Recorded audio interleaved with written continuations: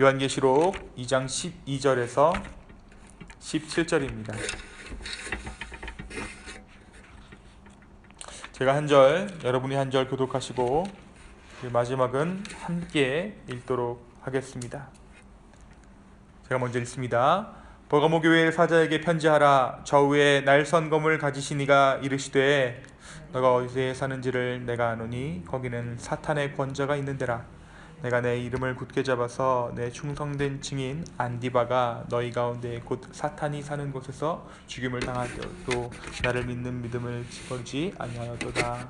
그러나 내가 두어 가지 책망할 것이 있나니 거기 내게 발람의 교훈을 지키는 자들이 있도다. 발람이 발락을 가르쳐 이스라엘 자손 앞에 걸림돌을 놓아 우상의 제물을 먹게 하였고 또 행음하게 하였느니라. 이와 같이 내게도 니골라당의 교훈을 지키는 자들이 있도다. 그러므로 회개하라. 그리하지 아니하면 내가 내게 속히 가서 내 입의 검으로 그들과 싸우리라. 귀 있는 자는 성령이 교회들에게 하시는 말씀을 들을지어다. 여기는 그에게는 내 만나를 주고 또 흰 돌을 줄 터인데 그 돌 위에 새 이름을 기록한 것이 있나니 받는 자밖에는 그 이름을 알 사람이 없느니라. 아멘. 오늘 말씀은 주님께서 버가모 교회에게 주신 환상을 통해서 말씀하신 내용을 우리가 함께 나누기를 원합니다. 13절에 그곳은 사탄의 권좌가 있는 데라. 내가 너희가 있는 곳을 아노니 그곳이 사탄의 권좌가 있는 데라. 이 말은 버가모에는 그 당시 커다란 제우스 신전이 있었습니다. 다시 말해 우상 숭배가 만연해 있는 그 한가운데 교회가 있었는데 그것이 바로 버가모 교회였어요. 하지만 버가모 교회가 우상 숭배의 한가운데 있었던 교회임에도 불구하고 버가모의 교인 중에는 믿음을 지키다 순교한 안디바라는 자가 있었습니다. 주님께서는 이 안디바의 믿음을 칭찬하시고 또 이 안디바의 죽음에도 불구하고 자기가 믿는 권속 중에 한 사람인 안디바가 죽었음에도 불구하고 신앙을 저버리지 않은, 믿음을 저버리지 않은 버가모 교회를 칭찬하십니다. 하지만 이 순교자를 배출한 이 버가모 교회 역시 주님 앞에서 책망을 받게 됩니다. 첫 번째는 우리가 어제 말씀에서 에베소 교회가 니골라당을 미워했던 것과는 달리 버가모 교회에는 니골라당의 가르침을 따르는 자들이 있었다는 것을 오늘 우리 말씀을 통해서 알 수 있어요. 니골라당의 가르침을 따르는 그 자들로 인해 그들은 책망을 받습니다. 어제도 간단하게 말씀드렸지만 이 니골라당이 누구인가? 반율법주의자들이에요. 우리가 하나님 앞에서 자유하다라는 것을 강조한 나머지 하나님 앞에서 행음하고 죄악을 행하는 것을 아무렇지도 않게 행했던 자들이 바로 이 니골라당입니다. 율법은 지났다. 율법의 시대는 갔다. 율법은 인간에게 유익을 주지 않는다라는 주장을 하며 많은 사람들을 미혹하여 방탕한 삶을 살게 했던 것이 니골라당의 만행이었습니다. 이들은 주님 앞에서 음행을 행하면서도 그리고 그것을 합리적이다. 그것이 우리가 세상과 타협한 것이 아니라 하나님께서 허락하신 자유다라고 말했어요. 그리고 그들이 주님을 떠나지 않았다라고 생각했습니다. 우리는 주님을 떠나지 않았다. 우리는 세상과 믿음을 둘 다 만족시킬 수 있어 라고 말했던 것이 이 니골라당이었습니다. 그래서 주님은 이 니골라당을 악하다 말씀하십니다. 그런데 이 버가모 교회에도 이 니골라당의 교리를 따르는 무리가 있었어요. 그들이 자유하다는 것은 뭐냐면 율법을 지키는 사람들을 정죄했던 거예요. 그건 참 신앙이 아니야. 누가 그렇게 구닥다리로 믿니? 요즘 하나님은 그런 하나님이 아니다 라고 이야기했던 것입니다. 주님께서는 이와 같은 일로 버가모 교회를 책망하십니다. 주님은 이러한 버가모 교회를 향해 회개하라 라고 말씀하세요. 만약 그렇지 않으면 주님의 입의 검으로 그들과 싸우리라.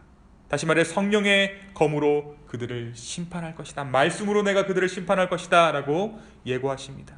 반대로 회개해서 돌이키면 그들에게는 광야에서 이스라엘 백성들을 먹였던 만나를 허락하시고 이름이 쓰여져 있는 흰돌을 주시리라 약속하십니다. 여기서 만나는 떡이죠.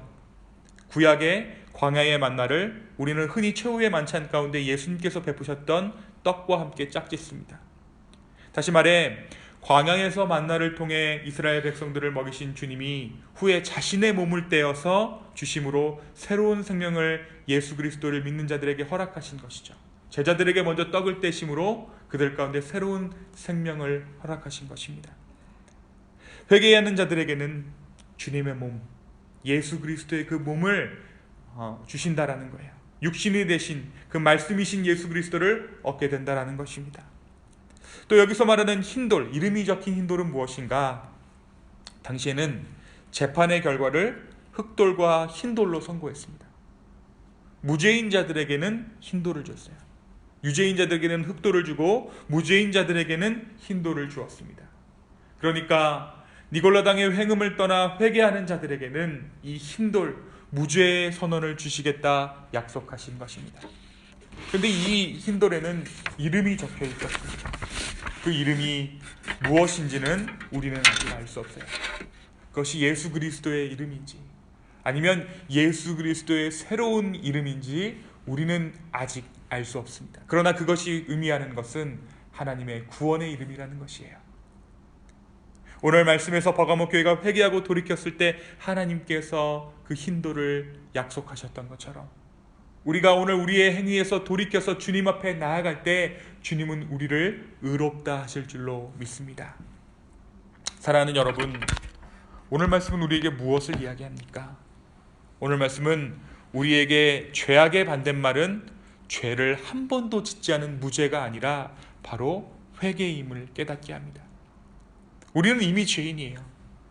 여기 우리 중에 의로운 사람이 아무도 없습니다. 율법의 요구를 모두 충족했던 바울이 사자우처럼 토해냈던 고백이 무엇입니까? 내가 죄인 중 괴수라. 그런 고백은 그의 과장된 겸손이 아니었습니다. 바울 스스로가 절절히 느낀 자기 스스로의 본질. 사는 동안 끝없이 성화의 길로 자기를 몰아붙였지만 내가 예수 그리스도를 닮아가면 닮아갈수록, 내가 성화되면 성화될수록 느끼게 된 것이 무엇이냐면 그 안에 가득한 죄성이라는 거예요. 나도 어쩔 수 없는 내 안에 있는 죄의 뿌리가 너무나도 깊다라는 것입니다. 그래서 바울이 나는 죄인 중 괴수다라고 고백한 것입니다. 그럼 어떻게 해야 합니까? 두 가지 선택이 있습니다.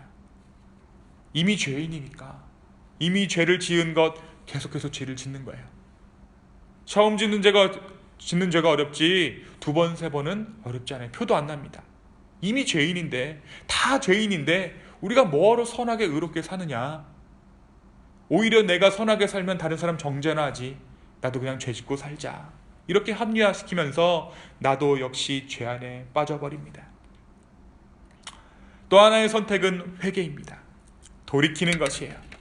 다시 또 넘어질 줄을 알면서도 또 회개하는 것입니다. 그런데 이 앞뒤의 행동 모두 믿음의 행위예요. 죄인으로 남는 행위, 그것은 죄의 위력을 믿는 것이고, 두 번째, 그럼에도 불구하고 회개하는 것은 구원의 예수님을 믿는 것입니다. 죄보다 크신 예수님을 믿는 것이에요. 주님은 오늘 버가모 교회에게 간단 명료하게 말씀하십니다. 회개하라. 그럼 내가 너를 죄 한 번도 안 지은 사람처럼 만나와 흰돌을 허락하겠다.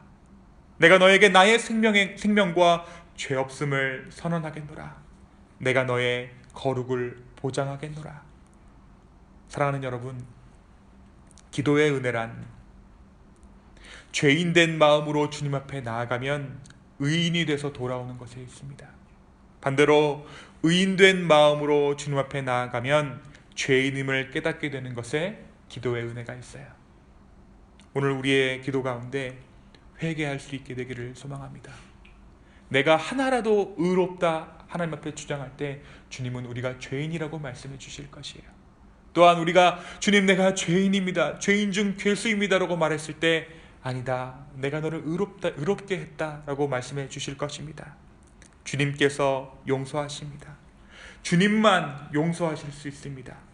회개하여 주님의 길을 걷는 저와 여러분 되기를 예수님의 이름으로 축원합니다. 이 시간 함께 기도하시겠습니다. 주님, 참된 회개는 우리가 할 수 없습니다. 죄인이 어떻게 회개를 할 수 있겠습니까? 성령님께서 함께 하셔야 우리가 죄인임을 깨달을 수 있습니다. 우리가 하는 행동 하나하나 모두가 죄인 것을 예수 그리스도의 그 은혜가 없으면 우리는 깨닫지 못합니다. 주님, 우리를 회개케 하시고 악한 길에서 돌이켜서 주님과 동행하게 하여 주시옵소서. 살아계신 주님, 다시 한번 우리의 마음을 찢습니다. 우리의 상황을 주님 앞에 올려드립니다. 주여, 우리를 긍휼히 여기시고 우리의 기도 가운데 주여 응답하여 주시고 우리의 갈 길을 밝히 보여 주시옵소서. 주님 감사합니다. 이 모든 말씀 살아계신 예수 그리스도의 이름으로 기도하였습니다. 아멘.